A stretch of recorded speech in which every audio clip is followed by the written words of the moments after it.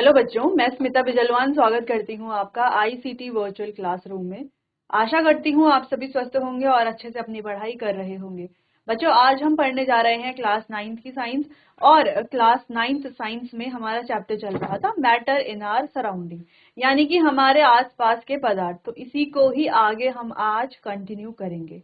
तो जैसा कि आप जानते हैं, अपने लास्ट लेक्चर में इस चैप्टर से रिलेटेड काफी सारे टॉपिक्स को हमने कंप्लीट कर लिया था। जैसे मैटर क्या है, किससे बनता है, ठीक है, जिन पार्टिकल से मैटर बनते हैं उनकी कैरेक्टरिस्टिक्स क्या है, फिर ये जो मैटर है इसकी अलग अलग स्टेट कौन कौन सी हैं, फिर सॉलिड स्टेट के बारे में बात की, उसकी कैरेक्टरिस्टिक्स पढ़ी, liquid state and gases state, इनकी कैरेक्टरिस्टिक्स के बारे में बात की। फिर हम पहुंच गए चैप्टर के पार्ट 2 में, यानी कि पार्ट 2 तो हमने खुद से ही डिवाइड किया। तो पार्ट 2 में हमने पढ़ा इंटर कन्वर्जन के बारे में कि ये जो अलग अलग मैटर की स्टेट्स हैं, क्या इन्हें चेंज किया जा सकता है? हाँ, किया जा सकता है। तो फिर हमने जैसे मैटर के स्टेट को चेंज करते हैं उसमें कौन कौन से टर्म्स इन्वॉल्व होते हैं, जैसे melting, melting point, boiling, boiling point, freezing, freezing point, evaporation, condensation, sublimation. ठीक है, तो ये कुछ टर्म्स थे जो यहाँ पर इन्वॉल्व होते हैं। ठीक है, जैसे सॉलिड से लिक्विड में चेंज करना, सॉलिड से गैस में चेंज करना, लिक्विड से सॉलिड में चेंज करना, लिक्विड से गैस में चेंज करना, गैस से सॉलिड में चेंज करना डायरेक्टली, ठीक है, और गैस से लिक्विड में चेंज करना। तो ये सारी प्रोसेसेस हमने अच्छे से पढ़ ली थी। ठीक है, चलिए फिर हम बात कर रहे थे बच्चों की टेम्परेचर और प्रेशर का क्या इफेक्ट पड़ता है। तो टेम्परेचर के इफेक्ट को सबसे पहले हम पढ़ रहे थे। तो यहाँ पर हमने देखा कि अगर मान लीजिए कोई सॉलिड हमारे पास है, मान लो आइस क्यूब है, ठीक है, तो अगर हम इसकी टेम्परेचर बढ़ाते हैं तो क्या होगा, इसके जो पार्टिकल्स हैं धीरे धीरे क्या होने लगेंगे, पार्टिकल्स, देखो जैसे हम टेम्परेचर बढ़ाएंगे धीरे धीरे पार्टिकल्स की काइनेटिक एनर्जी बढ़ने लगेगी। अब जैसे ही पार्टिकल्स की काइनेटिक एनर्जी बढ़ने लगेगी वो वाइब्रेट करने लगेंगे और एक दूसरे से दूर जाना चाहेंगे, लेकिन दूर जा पाएंगे तभी जब उनके बीच में जो फोर्स ऑफ अट्रैक्शन है वो कम होगी। ठीक है, तो धीरे धीरे जैसे जैसे टेम्परेचर बढ़ता जाता है उनकी जो फोर्स ऑफ अट्रैक्शन है वो भी टूटती जाती है। ठीक है, जो उनके बीच में इंटरमॉलिक्यूलर फोर्स ऑफ अट्रैक्शन है वो भी टूटती जाती है, जिससे कि वो दूर दूर होने लगते हैं और सॉलिड जो है वो मेल्ट हो जाते हैं लिक्विड में, अगर टेम्परेचर जो है कंटिन्यू हम बढ़ाते रहते हैं या उसे हीट करते रहते हैं। फिर अगर हम इसे कंटिन्यू हीट करते रहते हैं इस लिक्विड को, तो जो पार्टिकल्स है वो और भी तेजी से मूव करने लगेंगे और ज्यादा इनकी काइनेटिक एनर्जी बढ़ेगी और पार्टिकल्स जो है उनके बीच की जो फोर्स ऑफ अट्रैक्शन है बिल्कुल धीरे धीरे खत्म होने लगेगी और ये पार्टिकल जो है अब इवेपोरेट हो जाएंगे, यानी कि गैसियस स्टेट में चेंज हो जाएंगे। तो आप देख सकते हो यहाँ पर कि कैसे टेम्परेचर बढ़ाने पर या हम कहीं टेम्परेचर के इफेक्ट से कैसे सॉलिड से लिक्विड, लिक्विड से गैसेस में जो है कन्वर्जन हो रहा है। क्लियर है? चलिए अब आगे बढ़ते हैं, चैप्टर को आगे कंटिन्यू करते हैं। एक बार आप देख लीजिए जो जो हमने पढ़ लिया है लास्ट लेक्चर में। चलो, टेम्परेचर के बारे में बात कर रहे थे, तो ये वाला तो हमने पूरा अच्छे से पढ़ लिया था, ये तो समझ लिया था, क्योंकि यहाँ भी देख लिया था। फिर हम बात कर रहे थे अलग अलग टेम्परेचर के जो अलग अलग स्केल। तो हमने देखे 3 स्केल, सेल्सियस, फ़ारेनहाइट और केल्विन स्केल। फिर हम बात कर रहे थे टेम्परेचर, जैसे अगर हम कहें 0 डिग्री सेल्सियस, तो 0 डिग्री सेल्सियस का मतलब है 273 केल्विन। फ़ारेनहाइट का मतलब है 32 डिग्री फ़ारेनहाइट। वहीं अगर हम कहें 100 डिग्री सेल्सियस, तो टेम्परेचर केल्विन में होगा 373 केल्विन और फ़ारेनहाइट में होगा 212 डिग्री फ़ारेनहाइट। ठीक है, अब कैसे हम ये बना रहे हैं, है ना, कैसे हमें ये कैसे हम इनको कन्वर्ट करेंगे, तो उस कन्वर्जन के लिए कुछ फॉर्मूलाज हम पढ़ते हैं। तो उन फॉर्मूलाज की हेल्प से हम जो है आसानी से सेल्सियस को केल्विन में, केल्विन को सेल्सियस में, सेल्सियस को फ़ारेनहाइट में आसानी से कन्वर्ट कर सकते हैं। ठीक है, तो चलो देखते हैं। तो ये है वो कुछ फॉर्मूले। चलिए, तो टेम्परेचर ऑन केल्विन स्केल। तो केल्विन स्केल में जो टेम्परेचर है, मान लो सेल्सियस में टेम्परेचर दिया हुआ है और आपको करना है केल्विन में चेंज। सेल्सियस, देखो डिग्री सेल्सियस, यानी कि डिग्री सेल्सियस टू केल्विन। तो सेल्सियस से केल्विन में चेंज करना है तो आपको क्या करना पड़ेगा, क्या करना है आपको सिंपल सा जो टेम्परेचर दिया है सेल्सियस में उसके साथ 273.16 या आप राउंड फिगर ले ले तो 273 आपको ऐड करना है।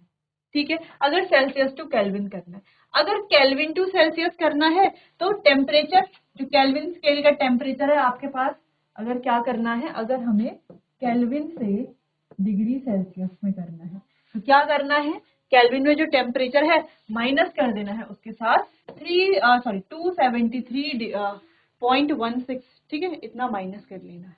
और अगर मान लो सेल्सियस स्केल में है, सेल्सियस एंड फ़ारेनहाइट टेम्परेचर, तो देखो अगर हमें सेल्सियस में टेम्परेचर दिया हुआ है, किसमें है टेम्परेचर, डिग्री सेल्सियस में टेम्परेचर दिया हुआ है, और डिग्री सेल्सियस से डिग्री फ़ारेनहाइट में टेम्परेचर को चेंज करना है, तो उसके लिए फॉर्मूला होता है 9/5 डिग्री सेल्सियस प्लस 32, ठीक है। 9/5 इंटू सेल्सियस में जो भी टेम्परेचर है प्लस 32 कर लेंगे तो आसानी से सॉल्व कर लेंगे क्वेश्चन को, ठीक है, समझ में आया। चलो अब मान लो आपको टेम्परेचर दिया गया है, आपको कोई टेम्परेचर दिया जाता है 25, ठीक है, आपको टेम्परेचर आपको दिया गया है 25 डिग्री सेल्सियस, ठीक है। अब इस 25 डिग्री सेल्सियस को आपको क्या करना है, केल्विन में और फ़ारेनहाइट में चेंज करना है, ठीक है। तो आप कैसे चेंज करेंगे, एक बार इसे आप कोशिश कीजिए चेंज करने की।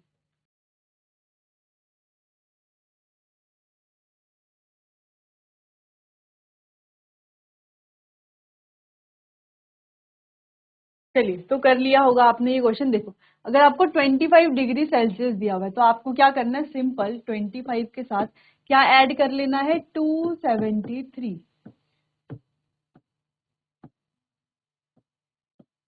ठीक है। तो ये हो गया 298 केल्विन, ठीक है। क्लियर है, तो सेल्सियस से केल्विन में ऐसे चेंज करेंगे, ठीक है। और अगर चलो केल्विन में तो अब हमने चेंज कर लिया, ठीक है। अब सेल्सियस से फ़ारेनहाइट में कैसे चेंज करेंगे, तो फॉर्मूला है 9/5 इंटू कितना दिया गया है 25 प्लस 32, 5 5 25, 5 9 45 प्लस 32, टोटल कितना हो गया 77 डिग्री फ़ारेनहाइट, ठीक है। क्लियर है, 9/5 इंटू 25 करेंगे प्लस 32, ठीक है। चलो 77 डिग्री फ़ारेनहाइट, तो इस तरीके से ही आपको ये सॉल्व करना है, तो ऐसे ही कुछ आपने सॉल्व किया होगा, ठीक है। चलो आगे बढ़ते हैं। तो अगला क्वेश्चन है, room temperature on Celsius scale is 20 degree Celsius, convert it into other two scales of measurement. तो आपको ये खुद से क्वेश्चन करना है, टेम्परेचर दिया हुआ है 20 degree Celsius, other two scale कौन कौन से हैं, डिग्री फ़ारेनहाइट और केल्विन, दो स्केल में आपको क्या करना है, यहाँ पर इस क्वेश्चन को सॉल्व करना है। तो खुद से एक बार आप ट्राई कीजिए।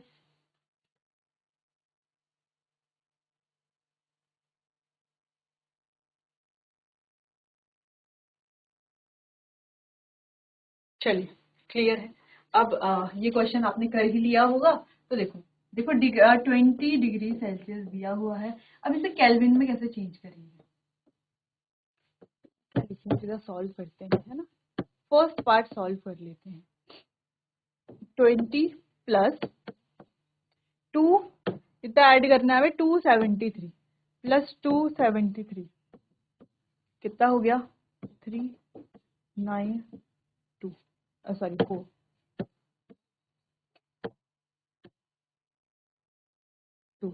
ठीक है, क्लियर। तो ये हो गया 293 केल्विन। सेकेंड पार्ट सॉल्व कर लेंगे। सेकेंड पार्ट क्या है, 20 डिग्री सेल्सियस है, इसको फ़ारेनहाइट में चेंज करना है, तो फॉर्मूला क्या होता है, फॉर्मूला लिख लेंगे 9/5 into degree Celsius plus 32, solve कर लेंगे 9/5 इंटू सेल्सियस कितना है 20 प्लस 32, 5 4 20, 4 9 36 प्लस 32, सॉल्व करेंगे, ये हो गया 68 डिग्री फ़ारेनहाइट, ठीक है, क्लियर है। तो चलो, तो ऐसे ही आप कोई सा भी क्वेश्चन सॉल्व कर सकते हो। मान लो आपको टेम्परेचर दिया गया है 112 डिग्री सेल्सियस, इसको आपको चेंज करना है केल्विन और फ़ारेनहाइट में, आप कर लोगे। मान लो आपको टेम्परेचर दिया हुआ है 497 केल्विन, इसको आप डिग्री सेल्सियस और फ़ारेनहाइट में चेंज कर लोगे। फ़ारेनहाइट में कैसे चेंज करोगे? अब आपका क्वेश्चन आएगा कि चलो इसको सेल्सियस में तो चेंज कर लेंगे, लेकिन फ़ारेनहाइट में कैसे चेंज करेंगे? देखो, जब आप इसको सेल्सियस में चेंज करोगे, फिर उस सेल्सियस को ही तो करना है फ़ारेनहाइट में चेंज। इस वाले फॉर्मूले से यहाँ पर से सेल्सियस लिखोगे सेल्सियस। बिल्कुल ठीक है, क्लियर है इतना? चलो, तो आप कर सकते हो। मान लो आपके पास टेम्परेचर दिया गया है 68 डिग्री फ़ारेनहाइट। अब इसको जो है आपको चेंज करना है डिग्री सेल्सियस में और केल्विन में। तो कैसे करोगे? देखो, मान लो जैसे यहाँ पर 68, अच्छा सेम क्वेश्चन हो गया, 68 की जगह आप तो कर लेना 82 डिग्री फ़ारेनहाइट। ठीक है, तो आप कैसे करोगे? देखो, आपको क्या करना है, ये सेम फॉर्मूला लिखना है और यहाँ पर लिखना है Fahrenheit is equals to, Fahrenheit में आपको ये टेम्परेचर लिखना है, ये सब इधर लेकर के जाना है। ये हो जाएगा 5/9 प्लस 32 इधर आकर के हो जाएगा -32 डिग्री सेल्सियस आपका आ जाएगा। ठीक है, डिग्री सेल्सियस आप निकाल लोगे तो केल्विन आप आसानी से सॉल्व कर लोगे, बिल्कुल कर लोगे। ठीक है, तो ऐसे ही आपको ये करना है। तो ये 3 क्वेश्चन है जो आपके लिए होमवर्क है, नोट कर लीजिए, इन्हें आपको करना है। ठीक है, चलो आगे बढ़ते हैं, बात करते हैं लेटेंट हीट के बारे में। उससे पहले आप ये क्वेश्चंस नोट कर लीजिए।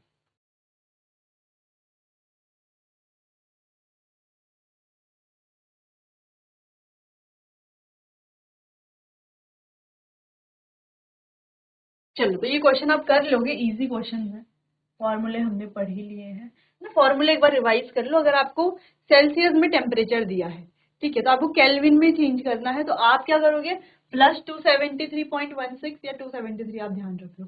अगर आपको केल्विन में दिया है तो सेल्सियस में चेंज करना है, तो माइनस 273.16 करोगे। और फ़ारेनहाइट सेल्सियस में दिया है, फ़ारेनहाइट में आपको बनाना है या फ़ारेनहाइट में चेंज करना है, तो 9/5 इंटू डिग्री सेल्सियस प्लस 32 करके आप जो है आसानी से यहाँ पर चेंज कर सकते हो। ठीक है, किसमें? डिग्री सेल्सियस, केल्विन और फ़ारेनहाइट। तो आसानी से आप सेल्सियस से केल्विन, केल्विन से सेल्सियस से फ़ारेनहाइट भी कर लोगे, फ़ारेनहाइट से आप केल्विन या सेल्सियस भी कर लोगे आसानी से। ठीक है, क्लियर है कैसे करोगे? देखो, डिग्री फ़ारेनहाइट से आप सेल्सियस में चेंज करोगे, सेल्सियस से केल्विन में कर लोगे। ठीक है, चलो आगे बढ़ते हैं। Latent heat of fusion, sorry, latent heat के बारे में बात करते हैं। फिर हमें 2 तरह की लेटेंट हीट पढ़नी है, लेटेंट हीट ऑफ फ्यूजन और लेटेंट हीट ऑफ वेपराइजेशन। ठीक है, चलो तो थोड़ा समझते हैं लेटेंट हीट क्या है। When a heat is given to a substance, its temperature increases. तो जब हम किसी भी सब्सटेंस को हीट दें, हीट देने से क्या होगा? उसका टेम्परेचर बढ़ेगा, तभी तो हम हीट दे रहे हैं। ठीक है, तो ये ऑब्वियस सा पॉइंट है यहाँ पर, लेकिन इस पॉइंट से ही आप समझोगे लेटेंट हीट ऑफ फ्यूजन और वेपराइजेशन क्या है। However, when heat is supplied to change the physical state of substance, there is no increase in temperature of a substance. लेकिन जब हीट सप्लाई की जाती है किसी सब्सटेंस के फिजिकल स्टेट को चेंज करने के लिए, वहां पर जो है टेम्परेचर में कोई भी चेंज नहीं होता, उसे ही लेटेंट हीट कहते हैं। मतलब क्या समझे? देखो, हमने किसी सब्सटेंस को उसकी स्टेट चेंज करने के लिए हीट दी। अब जनरली क्या होता है, जब भी हम किसी भी सब्सटेंस को हीट देते हैं, ठीक है, किसी भी सब्सटेंस को, तो उसका टेम्परेचर बढ़ता है, बढ़ेगा ही। लेकिन जब हम फिजिकल स्टेट को चेंज करने के लिए हीट देते हैं, तो वहां पर टेम्परेचर नहीं बढ़ता। ये थोड़ा डिफरेंट चीज आ जाती है। ठीक है, तो जब हम क्या कर रहे हैं, फिजिकल स्टेट को चेंज कर रहे हैं तो टेम्परेचर इंक्रीज कर रहे हैं, तो वहां पर कोई टेम्परेचर इंक्रीज नहीं होता। ठीक है, the heat energy which is use to break the forces of attraction between the particles of matter is known as latent heat. तो वो जो हीट है, वो जो हीट एनर्जी है, वो कहाँ पर लग जाती है? वो पार्टिकल्स के बीच की जो फोर्स ऑफ अट्रैक्शन है उसे तोड़ने में लग जाती है। तो उसी हीट को, अब वो जो हीट है वो कैसी रहती है? हिडन रहती है, इसी वजह से तो टेम्परेचर नहीं बढ़ता। ठीक है, वो हीट हिडन रहती है, इसीलिए उसे लेटेंट हीट कहा जाता है। The heat is called latent heat because this heat become hidden in the substance under going the change of state and can not be detected by thermometer. और ये जो हीट है, देखो हुआ क्या, मान लो कोई सब्सटेंस ए है, आप अच्छे से ज्यादा समझोगे, और इस सब्सटेंस की फिजिकल स्टेट को हम चेंज कर रहे हैं और इसे बना रहे हैं बी। ठीक है, अब इस सब्सटेंस की फिजिकल स्टेट को, मान लो ये सॉलिड में है, इसे लिक्विड में बनाना है। ठीक है, इस सब्सटेंस को हम दे रहे हैं हीट। जब हम इस सब्सटेंस को हीट दे रहे हैं तो क्या होगा, ये हीट एब्जॉर्ब करेगा और इसके पार्टिकल्स के बीच का जो फोर्स ऑफ अट्रैक्शन है वो क्या होगा, ब्रेक होगा। फोर्स ऑफ अट्रैक्शन क्या होगा, ब्रेक होगा। जब फोर्स ऑफ अट्रैक्शन ब्रेक होगा तो धीरे धीरे वो क्या बनेगा, बी बनता जाएगा और बी बन जाएगा। ठीक है, लेकिन जब हमने ए का टेम्परेचर और बी का टेम्परेचर नापा तो दोनों का टेम्परेचर कितना आ रहा था, सेम आ रहा था। तो ऐसा कैसे हो सकता है, यहाँ पर तो हम हीट दे रहे हैं, ठीक है, तो ये मेल्ट होकर के बी बन रहा है। ठीक है, तो बी का टेम्परेचर तो ज्यादा होना चाहिए, कि मान लो यहाँ पर सॉलिड स्टेट में, यहाँ पर इसकी स्टेट ही चेंज हो गई, तो यहाँ पर टेम्परेचर बढ़ना चाहिए था, लेकिन यहाँ पर टेम्परेचर नहीं बढ़ता। सेम उतना ही टेम्परेचर होता है जिसका, जितना यहाँ पर ए में होता है उतना ही टेम्परेचर बी का भी होता है, यानी कि कम होता है टेम्परेचर। ठीक है, तो वो जो हीट हमने दी वो हीट कहाँ गई, वो हीट बच्चों ये फोर्स ऑफ अट्रैक्शन को तोड़ने में, इस प्रोसेस में, इसको मेल्ट करने में, इसकी जो पूरी प्रोसेस हुई उसमें वो हीट लग गई। ठीक है, वो हीट जो है वहां पर यूज हो गई। अब जब वो हीट वहां पर यूज हो गई, ठीक है, तो इसीलिए यहाँ पर जो बी बना उसमें जो है टेम्परेचर इंक्रीज नहीं हुआ, यानी कि जो हीट है इस प्रोसेस में रही वो कैसी हीट हो गई, हिडन हीट।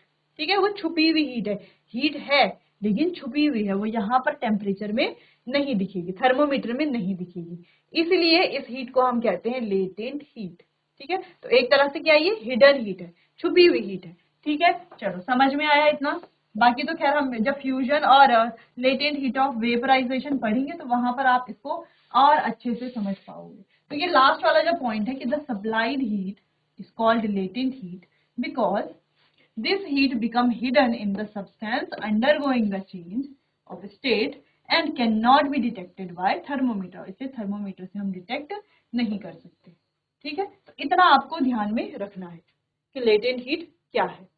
ठीक है, मान लो ये पानी है ना, यहाँ पे पानी ही होगा, पानी से क्या बन रही है, भाप बन रही है, तो पानी को हीट कर रहे होंगे तभी तो भाप बन रही है।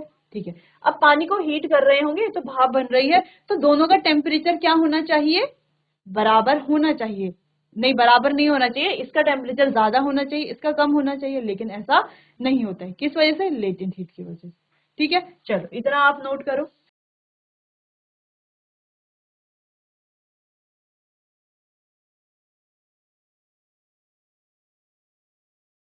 चलिए बात करते हैं two type of latent heat की। तो पहला है लेटेंट हीट ऑफ फ्यूजन, जहां पर सॉलिड से चेंज होगा लिक्विड में। ठीक है, the amount of heat energy that is required to convert 1 kg of solid into liquid at atmospheric pressure, यानी कि 1 kg सॉलिड को लिक्विड में कन्वर्ट करने के लिए atmospheric pressure that is 1 atm at its melting point, उसके melting point पर, उसे ही कहा जाता है लेटेंट हीट ऑफ फ्यूजन।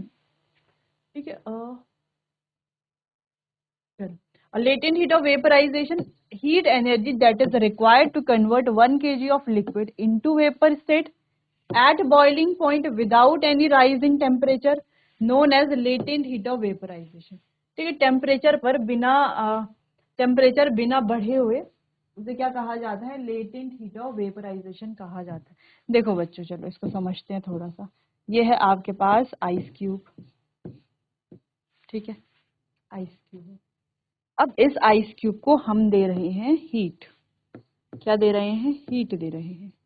क्यों दे रहे हैं हीट, कि ये क्या हो जाए, ये हो जाए यहाँ पर इस तरीके से मेल्ट। अब इस आइस क्यूब का जो टेम्परेचर है वो कितना है, 0 डिग्री सेल्सियस। और इस पानी का भी टेम्परेचर अगर आप देखोगे, जब ये मेल्ट हो गया तो इसका भी 0 डिग्री सेल्सियस।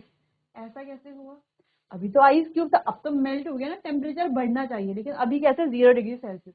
ऐसे ही इसको रूम टेम्परेचर पर छोड़ देंगे, फिर ये नॉर्मल रूम टेम्परेचर जितना इसका क्या आ जाएगा, टेम्परेचर आ जाएगा। ठीक है, लेकिन तुरंत अगर हम चेक करते हैं तो क्या होता है, थर्मोमीटर में हम चेक करते हैं तो दोनों ही 0 डिग्री सेल्सियस हैं। क्यों, देखो अब इसके जो पार्टिकल्स हैं वो कैसे हैं, कुछ इस तरीके से जुड़े हुए हैं आपस में। ठीक है, क्लोजली पैक्ड है। और इसके जो पार्टिकल हैं वो कुछ इस तरीके से हैं। ठीक है, दूर दूर है, यानी कि थोड़ा सा। ठीक है, यहाँ पर जो फोर्स ऑफ अट्रैक्शन है बहुत ज्यादा है। क्या है, फोर्स ऑफ अट्रैक्शन ज्यादा है, तो हम हीट दे रहे हैं, इसके पार्टिकल क्या होंगे, इनकी काइनेटिक एनर्जी बढ़ने लगेगी। हीट देने पर काइनेटिक एनर्जी क्या होगी, बढ़ने लगेगी। जैसे हम हीट देंगे काइनेटिक एनर्जी बढ़ेगी, अब जैसे ही काइनेटिक एनर्जी बढ़ेगी पार्टिकल्स वाइब्रेट करना स्टार्ट करेंगे। अब जब पार्टिकल वाइब्रेट करेंगे, पहले तो एकदम ऐसे थे जुड़े हुए, अब वाइब्रेट करना स्टार्ट करेंगे तो धीरे धीरे इनके बीच का जो फोर्स ऑफ अट्रैक्शन है जिससे जुड़े हुए हैं वो भी क्या होगा, ब्रेक होने लगेगा।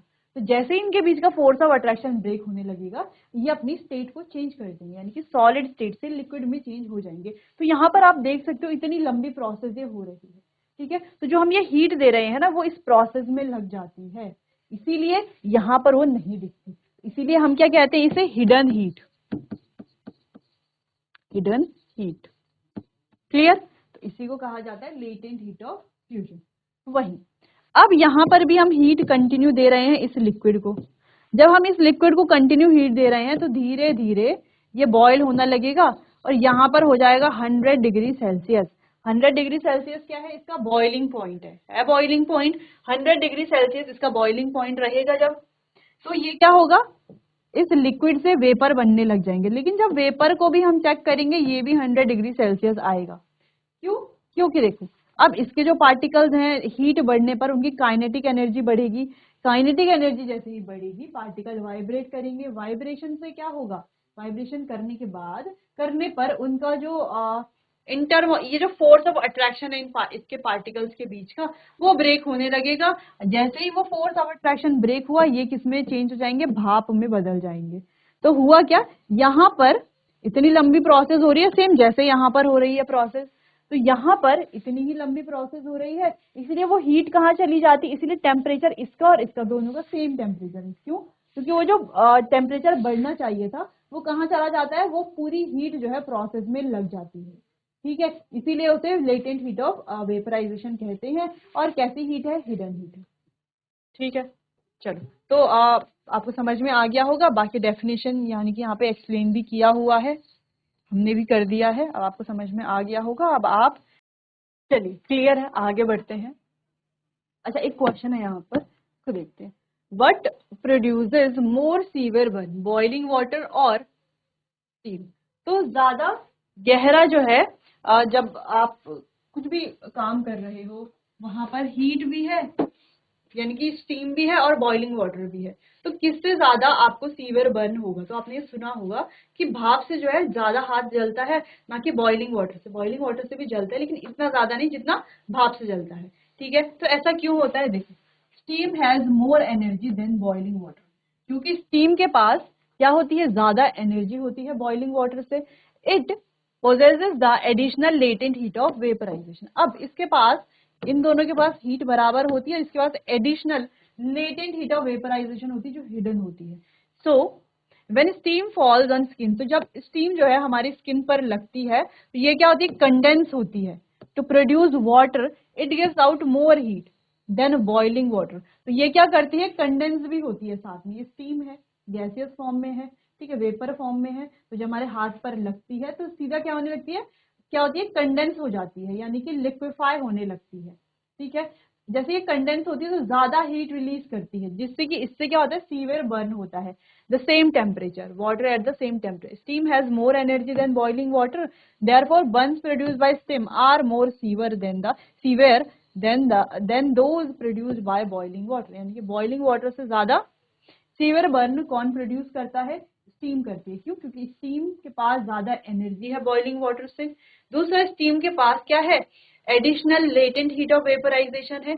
तीसरा, स्टीम क्या करती है, जब हमारी स्किन पर कहीं पर लगती है, जैसे गर्म पानी गिरेगा तो उसको हम हटा सकते हैं क्योंकि उसने कंडेंस नहीं होना है, ठीक है। लेकिन जो स्टीम है वो क्या करती है, जैसे ही हमारी स्किन पर गिरेगी या हमारी स्किन जो है भाप पर जाती है तो वो क्या होने लगती है, वो जो स्टीम है उसी समय कंडेंस होने लगती है, यानी कि सारी हीट को हमारी स्किन पर ही छोड़ देगी, जिस वजह से स्टीम से जो है ज्यादा सीवियर बर्न होता है। क्लियर है? चलो नोट कर लो इसको, ये क्वेश्चन कई बार एग्जाम में भी पूछा जाता है।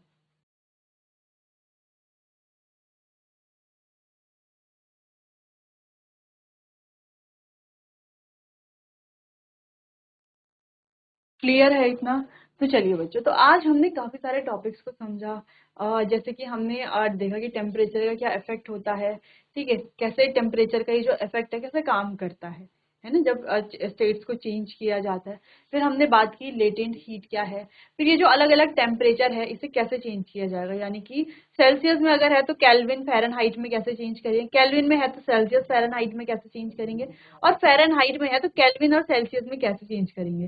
कुछ हमने क्वेश्चंस भी दिए, कुछ क्वेश्चन आपको होमवर्क के लिए भी दिए गए हैं, ठीक है। फिर हमने बात की लेटेंट हीट के बारे में, और लेटेंट हीट ऑफ फ्यूजन क्या है, लेटेंट हीट ऑफ वेपराइजेशन क्या है, इसको हमने अच्छे से समझा। फिर यहाँ पर एक इंपॉर्टेंट क्वेश्चन भी हमने किया जो कई बार जो है एग्जाम में भी पूछा जाता है, ठीक।